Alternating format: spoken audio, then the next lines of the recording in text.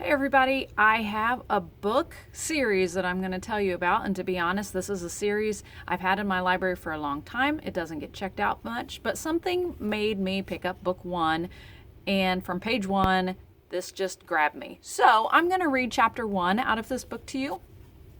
The Strange Case of Origami Yoda by Tom Angleberger, and this is a really big series, so if you like the first one, there's plenty to keep you busy. Let me read chapter one. And there's some pictures and stuff, so I'm going to show you these too. All right, The Strange Case of Origami Yoda.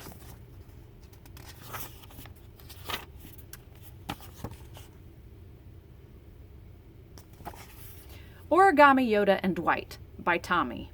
The big question, is Origami Yoda real? Well, of course he's real. I mean, he's a real finger puppet made out of a real piece of paper. But I mean, is he real? Does he really know things? Can he see the future? Does he use the Force? Or is he just a hoax that fooled a whole bunch of us at Macquarie Middle School? It's really important for me to figure out if he's real, because I've got to decide whether to take his advice or not, and if I make the wrong choice, I'm doomed. I don't want to get into all that yet, so for now let's just say it's about this really cool girl Sarah and whether or not I should risk making a fool of myself for her. Origami Yoda says to do it, but if he's wrong, total humiliation. So I've got to know if he's real. I need solid answers. I need scientific evidence. That's why I went around and asked everybody who got help from Origami Yoda to tell their stories. Then I put all the stories together and in this case file. Who knows? Maybe this case file could even be useful if scientists ever decide to study Origami Yoda. To try to make it really scientific, I let my friend Harvey comment on each story. Harvey has never ever believed in Origami Yoda even for 1 second, and he still doesn't. In fact, he is 100% sure that Origami Yoda is just a green paper wad. So he tried to find the logical explanation for all the really weird things that happened. And then I commented on each story too, because after all, I'm the one who's trying to figure out the whole thing. My other friend Kellen wanted to help too, so I let him borrow the case file.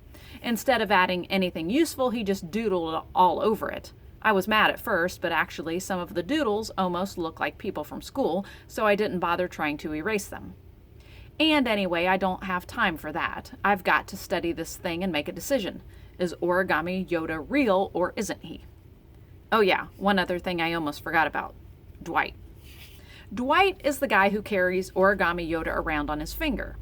The strangest thing about Origami Yoda is that he is so wise even though Dwight is a total loser. I'm not saying that as an insult, it's just a fact. Dwight never seems to do anything right. Always in trouble, always getting harassed by other kids, always picking his nose, always finding a way to ruin it for everyone, as the teachers say. If he would just listen to Origami Yoda's wisdom like the rest of us, he would have made it.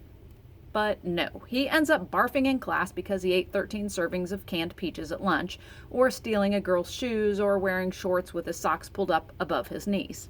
He even manages to turn his good points into loser points. See, he is the total origami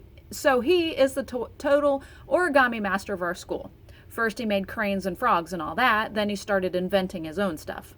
Origami Yoda is not just a perfect paper version of Yoda, he's also Dwight's own design. Dwight's not the first person in the world to make an Origami Yoda, of course. There are a bunch of them on the internet, but Dwight didn't download instructions. He actually created his own Origami Yoda. But it's one thing to make a paper Yoda, and it's another to ask people to talk to it. That's what makes him a loser. You can't go around school with a paper Yoda on your finger talking to people. I bet even Origami Yoda would tell him that if he would just listen.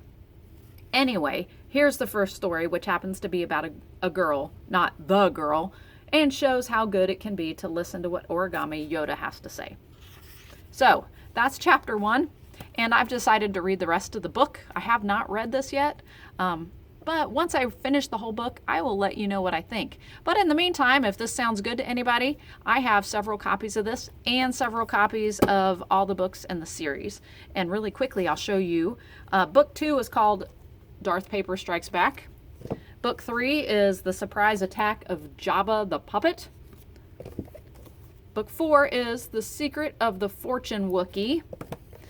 Book 5 is Princess Label Maker to the Rescue.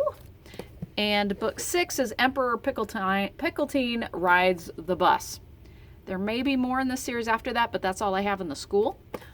So if you're looking for something interesting and fun to read, check out Origami Yoda.